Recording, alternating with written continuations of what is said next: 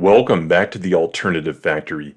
We recommend old shit because new shit sucks. Now, next weekend, I'm going to try to venture more into the classic vintage era, but this week we're going to kind of maintain a more modern era in the selections that I have sitting before me.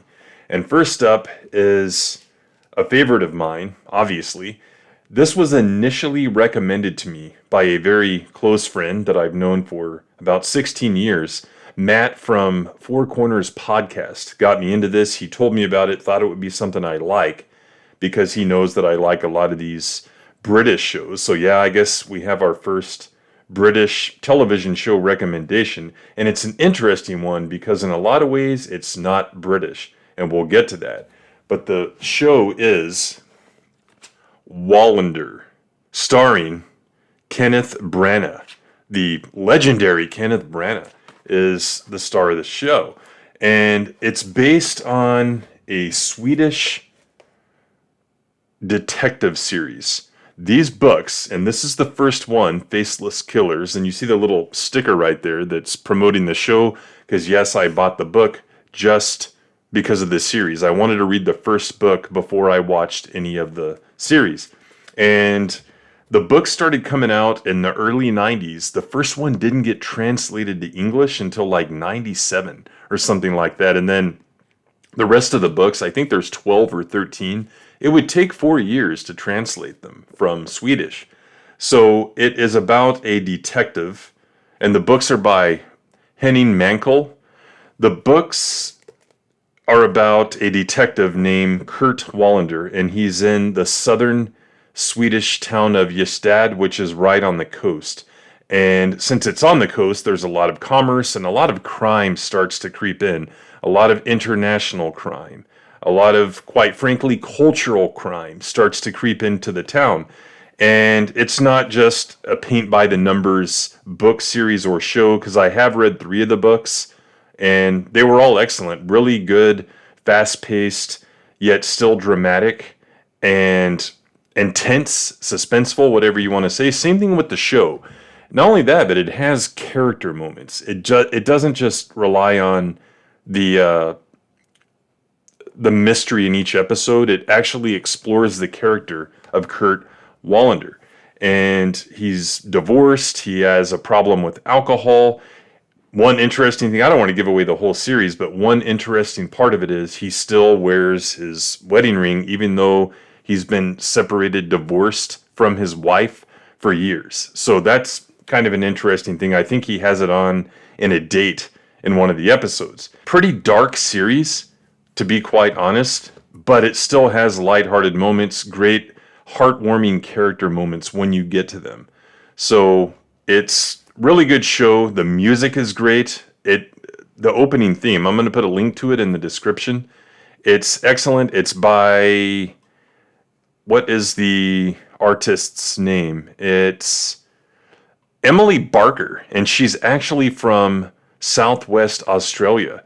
Really haunting theme. Great way to start the episodes. It sets the tone, let's put it that way. The show was filmed on location in Ystad, and one of the episodes, one of the best books in Latvia, in Riga. So it's very high production values. It was funded by BBC Scotland and a station in Boston, United States, and a German station. They all threw some money in to make this show.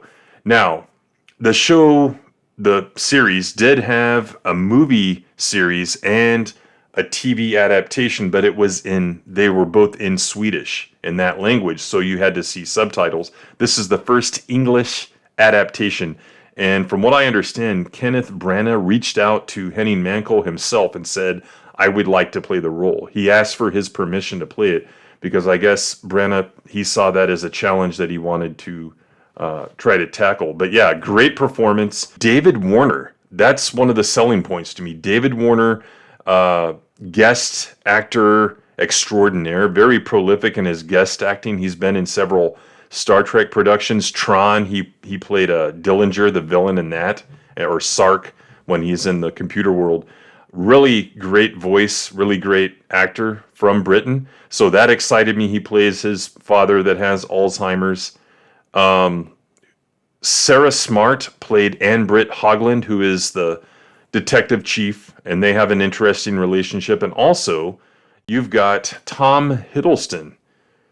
Low key is in the show, and he kind of plays the guy that Wallander pushes around and says, "Hey, I need you to do this, I need you to do that," and it's a pretty cool relationship there as well. And then you've got Richard McCabe, who was the nervous surgeon's mate in Master and Commander: The Far Side of the World. He plays the weirdo forensics guy in this show. So great cast of characters, a lot of people that they're not huge names, but they have names out there and they are good performers. So I guess you could say that Hiddleston definitely over the last 10 years with the Marvel universe and stuff has become a household name. But yeah, great show. And it's on right now HBO Max, believe it or not. It's on HBO Max, or if you have Prime Video, you have to get that stupid BritBox add-on that I think is a big ripoff, because we used to get all this stuff on the streaming services, all this British stuff without having to pay extra. So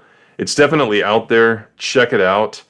And one thing I wanted to note, that I'm such a big fan of the show since 2008 that you can see this clip here. Oh, sorry, I've got with Hiddleston's character calling him. I'm not interrupting anything, am I? And there's the ringtone. Well, if you listen to my phone,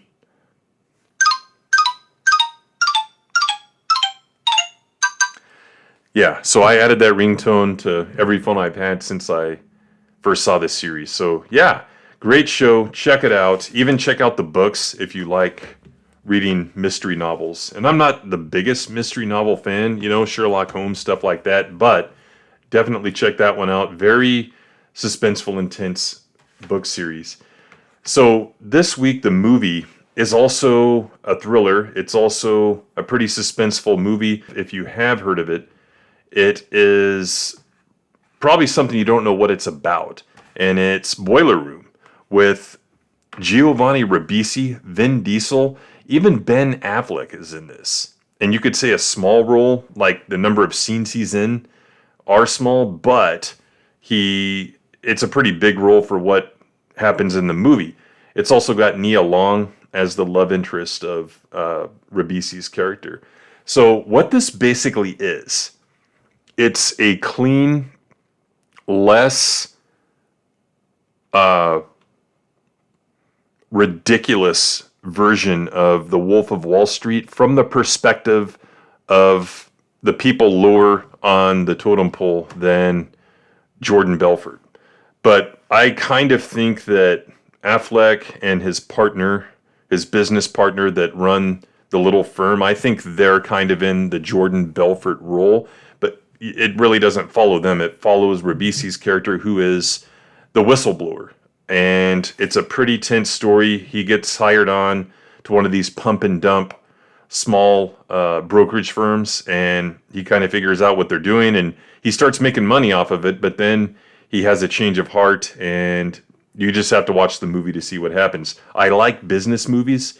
If you know me, you know that I don't like a lot of movies, but I definitely like business movies, like the McDonald's movie with Michael Keaton, stuff like that. So this is a fun one. And stuff like this really did happen in the 80s and 90s. So it's also in some ways historical. Definitely not as outlandish as The Wolf of Wall Street by any means, because that movie was almost cartoonish in the way that it handled some of the scenes. This is a more serious, grounded movie, and it moves pretty quick. Good performances, and again, very tense and suspenseful plot. So definitely check it out.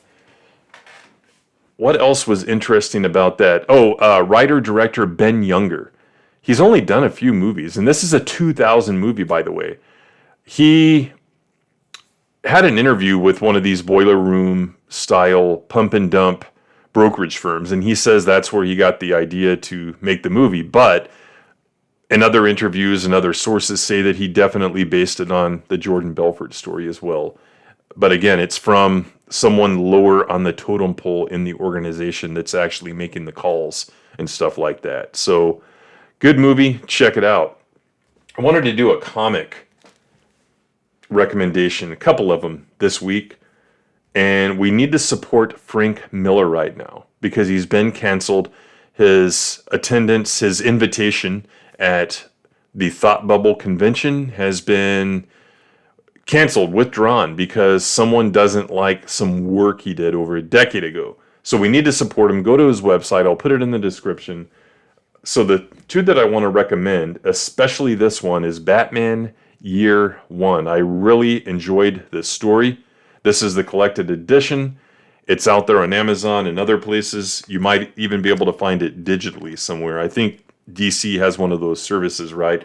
Really good story. And some of this was used for Batman Begins, the movie.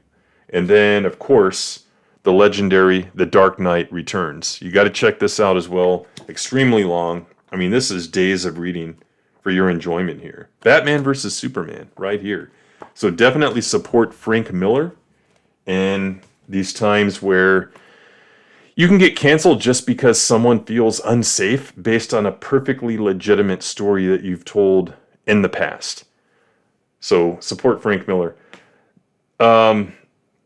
Boiler Room, by the way, to go back to that, it is available for rent inexpensively on many services. I see Vudu here, I see YouTube, $3.99, Amazon, and you can buy the DVD for less than $10. Now, Wallander, again, is on HBO Max. If you want physical media, it's pretty steep, over $20 per season.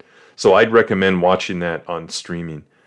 So that is it for the Alternative Factory this week. Again, next week I'm going to try to do some more vintage stuff because I do have vintage movies and I enjoy them. I just wanted to try to get this thing going with more recent stuff the first few weeks.